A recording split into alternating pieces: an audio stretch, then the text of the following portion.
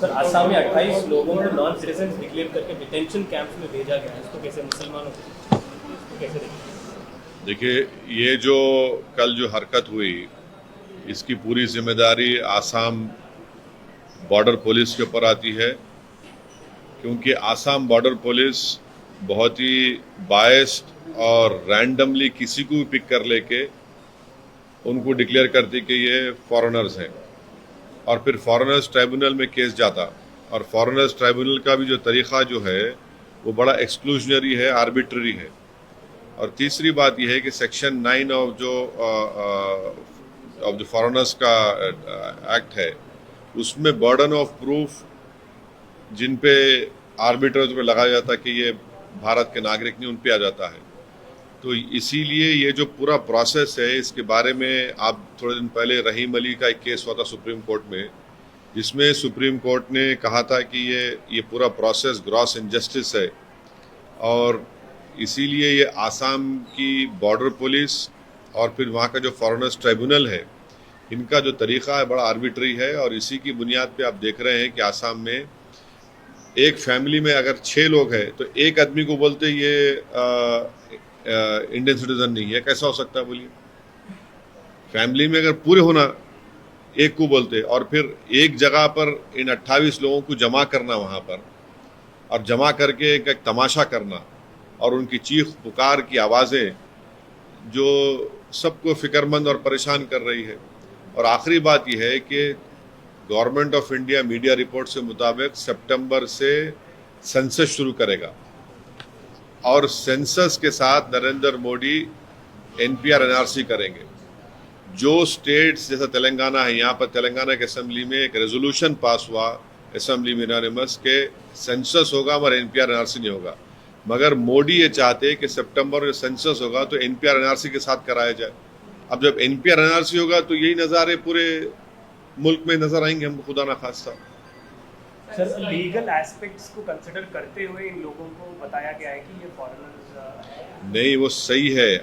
मैं आपको क्या बता रहा हूँ कि सेक्शन 9 जो है वो बर्डन ऑफ प्रूफ, किसी पे भी आप इल्ज़ाम लगा दो कि भारत के नहीं है, उनके ऊपर आता। दूसरा है कि आसाम की जो बॉर्डर पुलिस है रैंडमली किसी को भी उठा सकती है और उनको बोलते कि सिटीजन नहीं है। और फिर 2017 में यही ट्राइब्यूनल के मेंबर्स को रिन्यू नहीं करे, गवर्नमेंट वो जवाब दाखिल करी है बोल करके वो लोग काम सही नहीं कर रहे। काम सही नहीं कर रहे का मतलब क्या है कि ज़्यादा लोगों को आप लोग डिक्लेयर नहीं कर रहे कि ये इंडियन सिटीजन नहीं है। तो ये पूरा प्रोसेस आर्बिट्री है। और रिसेंटली मैं आपको एग्जाम्पल दे रहा हूँ, रहीम अली का केस है सुप्रीम कोर्ट में, जिसमें सुप्रीम कोर्ट ने कहा कि ग्रॉस इनजस्टिस है पूरा जो इनका तरीक़ेकार है, और वो बेचारा मर गया जब जजमेंट आया। तो ये बड़ा ही अच्छा, इनको आप अब लिख जाके डिटेंशन में रखेंगे। डिटेंशन में जब रखेंगे 2 साल रखेंगे उनको वहाँ पर, आप डिपोर्ट भी नहीं कर सकते ना बांग्लादेश को। उनको चलिए डिपोर्ट करके दिखाइए बांग्लादेश को, बांग्लादेश नहीं डिपोर्ट, बांग्लादेश एक्सेप्ट ही नहीं करता इन लोगों को। अब डिटेंशन में रहेंगे, डिटेंशन में उनकी बेल होना या तो 6 महीने में होगा या फिर जो भी हो कोर्ट डिसाइड करेगा, मगर 2 साल वहीं रहेंगे वो लोग अपनी फैमिली से। ये लोग, इनके दूसरे फैमिली मेंबर जो 28 है, इनके दूसरे फैमिली मेंबर्स पूरे इंडियंस हैं। ये कैसा है बताइए आप? सर फरीदाबाद, हरियाणा के फरीदाबाद में एक इंसिडेंट हुआ जहाँ पर 19 साल की लड़की की मौत मार दिया गया, क्या मतलब के बाद में पता चला। आप ये क्यों नहीं बोल रहे कि मारने वाले ये बोल रहे हैं कि हमसे गलती हो गई, हमने अपने एक ब्राह्मण समाज के बच्चे गोली मार दी? या पूरा बोलो ना, क्यों आपको डर क्यों हो रहा आपको? इसीलिए किसी शायर ने बड़ा सही कहा था कि लगेगी आग तो आएंगे सब घर जद में, यहाँ पर हमारा मकान थोड़ी है। अब अफसोस की बात यह है कि उन जालिमों को एक मासूम बच्चे की जान लेने के बाद कह रहे हैं कि हमारे से गलती हो गई, हम एक ब्राह्मण को गोली मार दिए। अरे तुम एक इंसान को मार रहे भाई, उन्हें ब्राह्मण हो, हिंदू हो, मुसलमान हो, उन्हें इंसान है।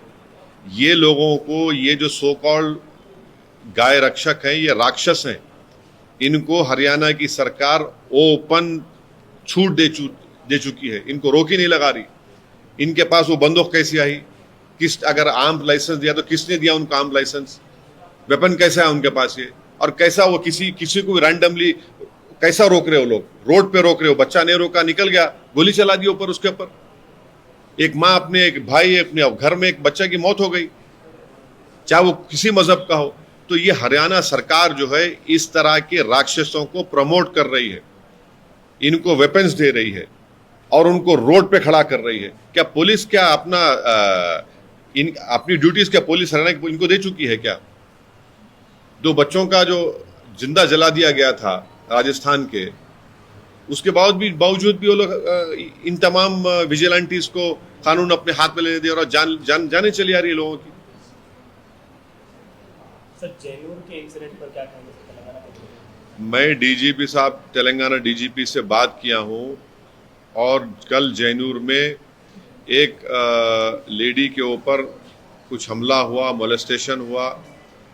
ये न्यूज़ मेरे पास है, वो सही है नहीं है वो बाद में मालूम होगा। फिर ये भी मालूम हुआ कि एक ऑटो ड्राइवर को अरेस्ट भी करे, जेल को भिजा दिए। आज जो मेरे पास न्यूज़ है कि एक मस्जिद के ऊपर वहाँ पर कुछ कोशिश की गई। मैं वीडियोस देख रहा हूँ, अगर वो सच है नहीं है मुझे नहीं मालूम, मगर डीजीपी ने मुझसे एश्योर किया है कि वो मॉनिटर कर रहे हैं, एडिशनल फोर्सेस भी जा रहे हैं।